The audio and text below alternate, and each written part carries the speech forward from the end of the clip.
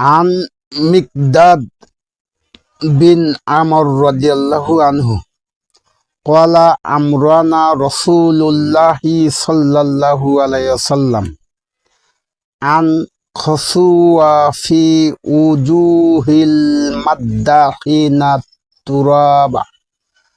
মিকদাদ বিন আমর রাদিয়াল্লাহু তাআলা আনহু থেকে বর্ণিত,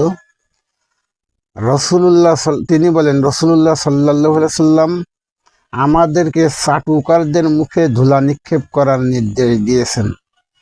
ইবনে মাজাহ 3742 নম্বর হাদিস, মুসলিম, তিরমিজি, আবু দাউদ, আহমদ, মুসনাদে আহমদে হাদিসটা আসছে।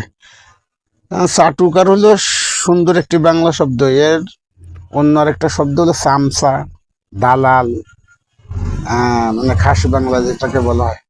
তো নেতা খান পাইলেই শুরু হয়ে